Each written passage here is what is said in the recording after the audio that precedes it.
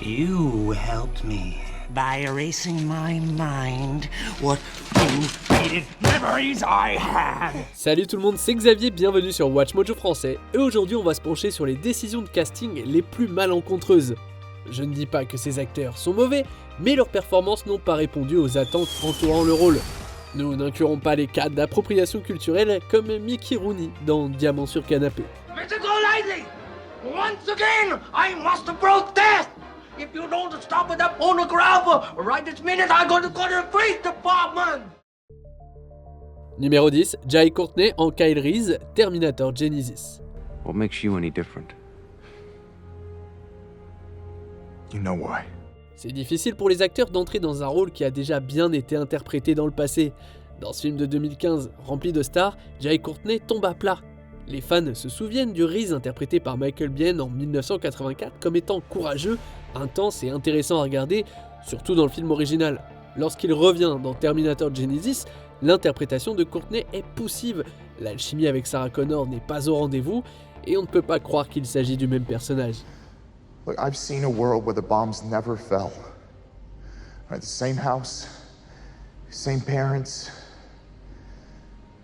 It was the same me, only I was home. La barre était haute et il ne l'a malheureusement pas atteinte. Numéro 9, Cameron Diaz en Jenny Everdeen, Gangs of New York.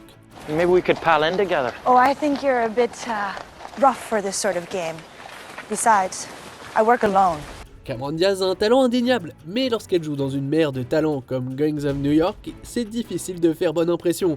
Son personnage est l'oubliable Jenny, unidimensionnelle et inconsistante, qui a peu d'atomes crochus avec ses coéquipiers et se révèle moins dynamique que ceux qui l'entourent. Got the sand to give them a grand finale.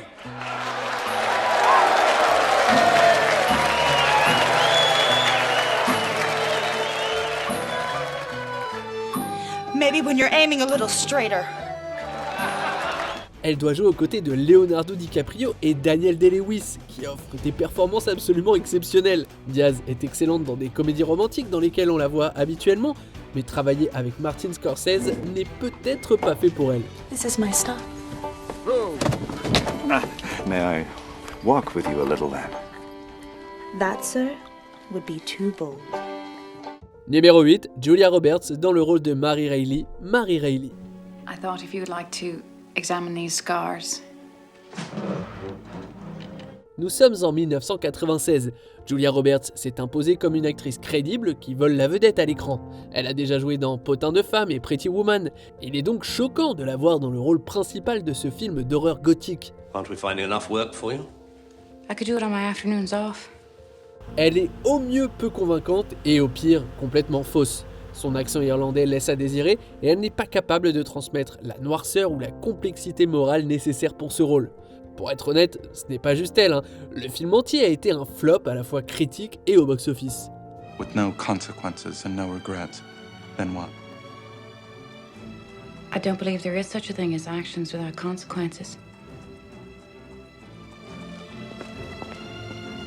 Numéro 7, Russell Crowe en Javert, Les Misérables.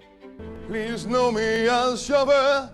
I'm here at your command, with honor due to each, and justice in our hand.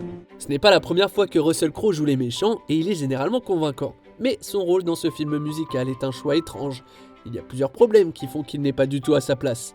Les performances musicales des autres sont à couper le souffle. Anna Hathaway et Hugh Jackman volent la vedette à cet égard. Les capacités musicales de Crowe par contre ne sont vraiment pas à la hauteur.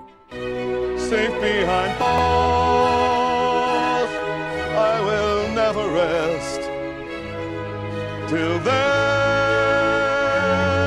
this I swear. De plus, le personnage de Javert est célèbre pour sa sévérité et son autoritarisme, ce qui motive Jean Valjean à lui échapper. L'interprétation de Crowe manque d'intensité pour que cette tension soit convaincante, ce qui affecte la dynamique entre deux des personnages les plus importants du film. We meet again. You've hungered for this all your life. Take your revenge. How right you should kill with a knife. Numéro 6, Mark Wahlberg en Victor Sully Sullivan, Uncharted. Victor Sullivan. You can call me Sully. Thank you. I won't, but thank you. Mark Wahlberg est un excellent choix pour un film d'action, mais pas ici.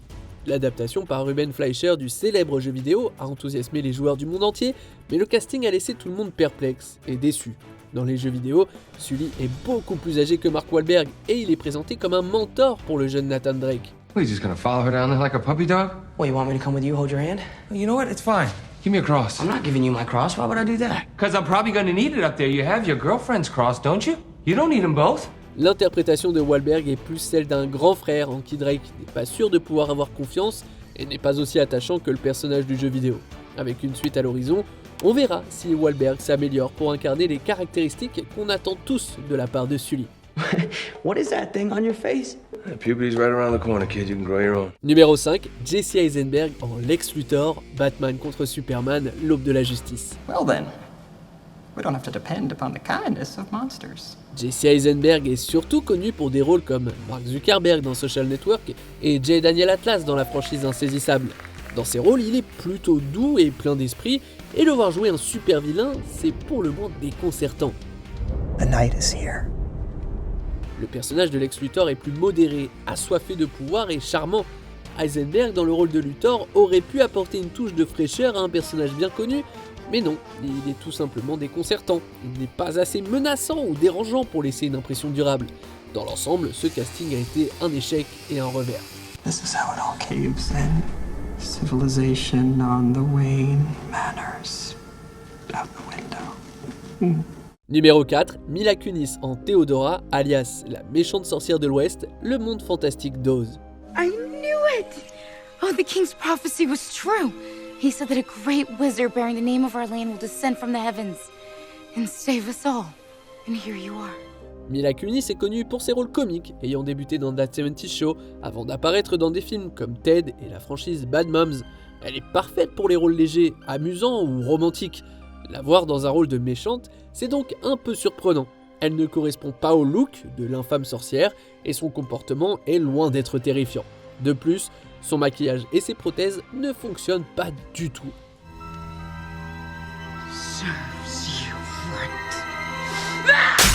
Sa voix de sorcière n'est pas non plus très convaincante pour un rôle aussi emblématique. I may not be able to kill you, okay, but I can kill the one you love.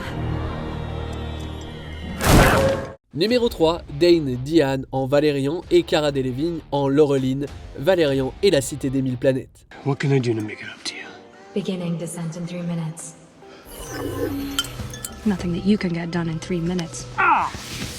Pour le film indépendant le plus cher jamais réalisé, basé sur une BD légendaire, on pourrait penser que Luc Besson s'assurerait que le casting soit parfait.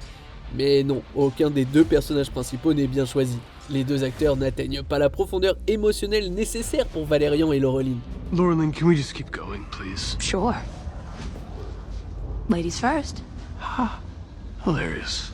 Non seulement ils ne correspondent pas aux descriptions physiques de la BD originale, mais ils manquent d'alchimie. Pour DeHaan, le problème est son manque de charisme et de charme.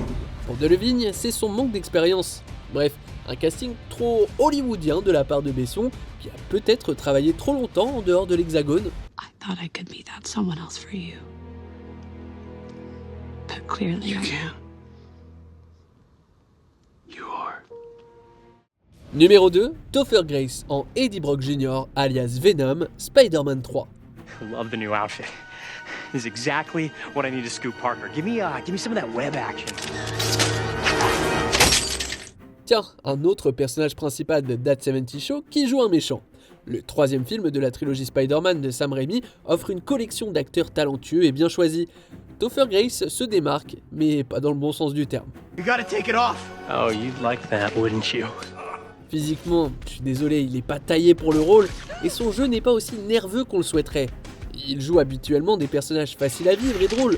Dans une version ultérieure du personnage, Tom Hardy s'attaque au rôle avec la bonne dose d'intensité et de terreur nécessaire pour être crédible. Et on est bien heureux que le personnage ait pu connaître une rédemption. What the hell are you? I am Venom, and you are mine. Avant de poursuivre, n'oubliez pas de vous abonner à notre chaîne et de sonner la cloche pour être informé de nos dernières vidéos. Vous avez la possibilité d'être notifié pour des vidéos occasionnelles ou pour toutes les vidéos. Si vous êtes sur votre téléphone, n'oubliez pas d'aller dans vos paramètres et d'activer les notifications. Numéro 1, Sofia Coppola en Marie Corleone, Le Parrain, 3e partie. You know, you haven't kissed me hello yet. Relatives always kiss.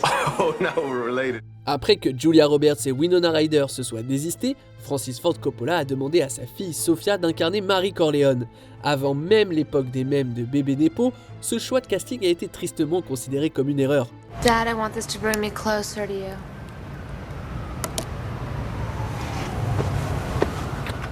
Les deux actrices qui avaient été choisies à l'origine sont des figures de proue d'Hollywood, contrairement à Sofia qui n'avait guère d'expérience en tant qu'actrice.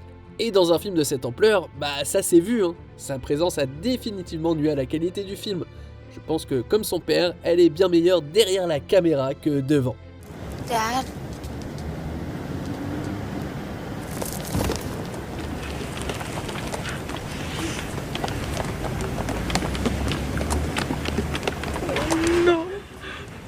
Quel est l'acteur qui, selon vous, s'est complètement planté de rôle?